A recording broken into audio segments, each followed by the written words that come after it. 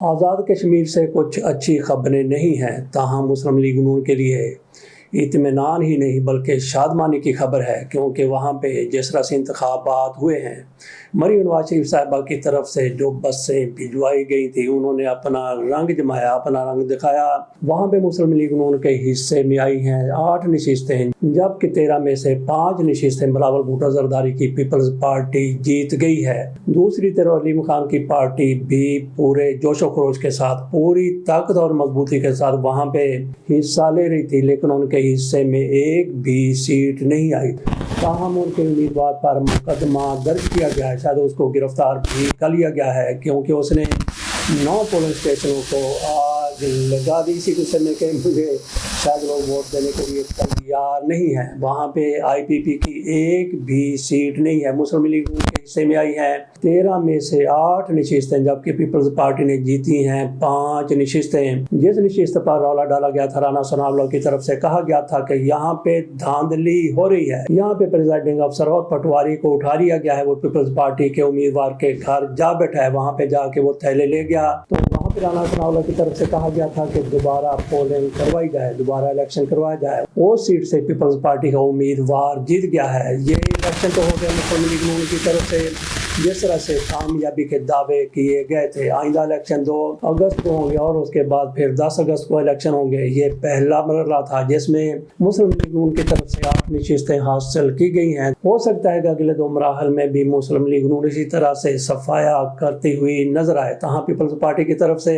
میدان ابھی کھلا ہے، وہ بھی تھوڑی سی کوشش کر سکتے ہیں، لیکن ان کے ساتھ ایک بہت بڑا المیہ ہو گیا۔ وہاں پہ آج جو بندہ وزیر اعظم ہے وہ اپنی سیٹ ہار چکے ہیں۔ ذرا دیکھیے، ذرا ملاحظہ کیجئے کہ یہ بندے وہاں پہ اپنی حکومت بنانے کے لیے سر توڑ کوششیں کر رہے تھے، اور ان کا لیڈر، ان کا وہاں پہ وزیر اعظم ہی الیکشن ہار گیا۔ یہ کوئی انہونی بات نہیں ہے، ایسے عموماً انتخابات میں ہوتا رہتا ہے۔ تاہم یہ انتخابات جس طرح سے ہوئے ہیں، ان کو خونی انتخابات بھی کہا جا سکتا ہے۔ یہ بھی کہا جا رہا ہے کہ ٹرن آؤٹ اتنا زیادہ نہیں تھا۔ تاہم وہاں پہ پیپلز پارٹی کا ایک بندہ مارا گیا، الزام لگایا گیا مسلم لیگ نون پر۔ بلاول بھٹو زرداری کی طرف سے اس پر شدید رد عمل کا اظہار کیا گیا ہے، جبکہ مسلم لیگ نون کی طرف سے کہا گیا ہے کہ ٹارگٹ کر کے نہیں مارا گیا، یہ تو وہاں پہ دنگا ہوا، فساد ہوا، ایک دوسرے پر فائرنگ ہوئی، تو اس میں ایک بندہ مارا گیا اور 9 زخمی ہو گئے۔ یہ کوٹلی میں فائرنگ ہوئی ہے، یہاں پہ پیپلز پارٹی کا کارکن جام بحق ہوا ہے۔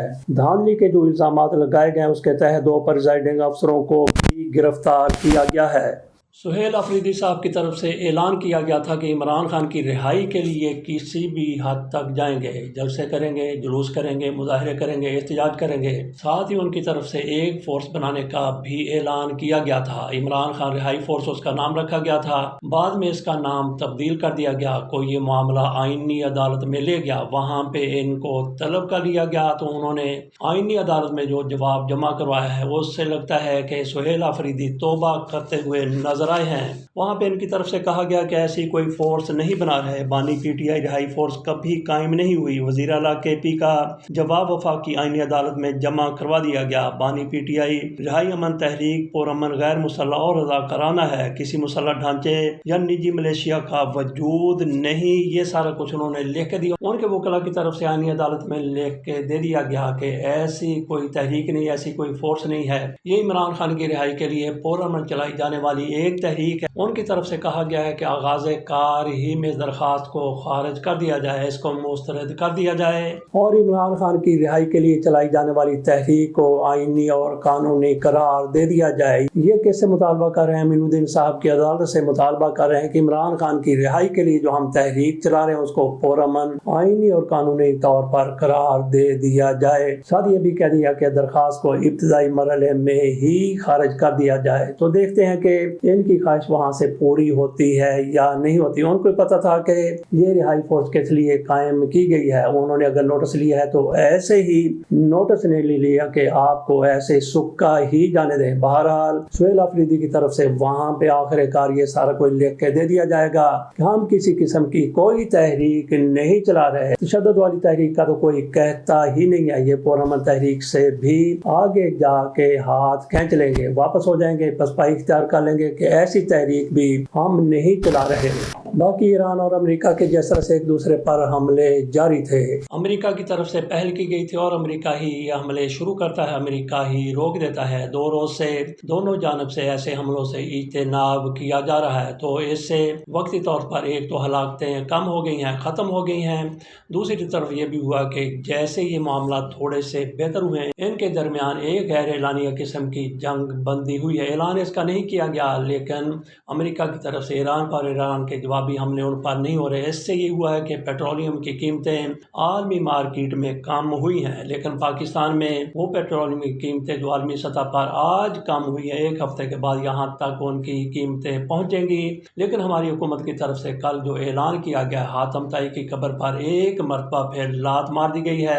پہلے جب ان کی طرف سے روزانہ کی بنیاد پر تیل کی قیمتیں متعین کرنے کا اعلان ہوا تھا، پہلے روز 37 پیسے کی کمی کی گئی تھی، اس کے بعد پھر آج پورے 100 پیسے کی کمی کر دی گئی ہے، جبکہ ڈیزل کی قیمت میں مزید 3 روپے اضافہ کیا گیا ہے۔ یہ جب سے روزانہ کی بنیاد پر قیمتوں کا تعین ہو رہا ہے، دوسری مرتبہ اس کی قیمتوں میں، پیٹرول کی قیمتوں میں کمی کی گئی ہے۔ پہلے 37 پیسے اور اب 100 پیسہ، پورا 1 روپیہ کمی کر دی۔ اس سے ذرا اندازہ کر لیجئے کہ ہماری اس حکومت کی، اس رجیم کی کیا ترجیحات ہیں، جو لوگوں کو بھڑکانا چاہتے ہیں، لوگوں کو اپنے خلاف کس حد تک لے جانا چاہتے ہیں۔ مودی کو بھی یہ نظر آ رہا تھا کہ جو کچھ ہوا، نیپال میں ہوا، بھوٹان میں ہوا یا پھر بنگلہ دیش میں ہوا، یہاں پہ کچھ نہیں ہوگا۔ مودی کو بھی کاکروچ پارٹی کی طرف سے جس طرح سے احتجاج کیا گیا، انہیں بھی گھٹنے ٹیکنے پڑے تھے۔ یہ سبق ہماری اس رجیم کو بھی حاصل کر لینا چاہیے کہ عوام کو آپ جتنا زیادہ دباتے چلے جائیں گے، بالآخر یہ لاوا پھٹے گا اور آپ کو بہا کے لے جائے گا۔ باقی نیتن یاہو صاحب، اسرائیل کے وزیر اعظم، وہ امریکہ کے دورے پر گئے ہیں، وہاں پہ واشنگٹن میں وہ صدر سے ملاقات کریں گے، ٹرمپ سے ملاقات کریں گے، ان کو کچھ لاوا لطفی بھی لگائیں گے۔ لاوا لطفی کا مطلب یہ ہے کہ بڑھا چڑھا کے کچھ باتیں ان کے سامنے رکھیں گے کہ ایران ہمارے ساتھ کیا کر رہا ہے۔ پہلے جب جنگ بندی ہوئی تھی، پاکستان کی کوششوں سے جنگ بندی ہو گئی، معاہدے کی طرف جا رہے تھے، تو انہی کو تکلیف ہوئی تھی، نیتن یاہو کو۔ یہ بار بار امریکہ سے کہتے تھے کہ ایران کو کسی طور بھی معاف نہیں کرنا، ایران نے ہمارا جو کہ تباہی کر دی، ایران ہمارے خلاف جو کچھ کر رہا ہے، اس پر کسی طرح بھی نرم ہاتھ نہیں رکھا جانا چاہیے۔ نہ رکھا جائے تو ٹرمپ کے شاید اس بہکاوے پر یا اس طرح سے انگیخت کرنے پر ٹرمپ نے ایران پر حملہ شروع کر دیا۔ اب بھی ہو سکتا ہے کہ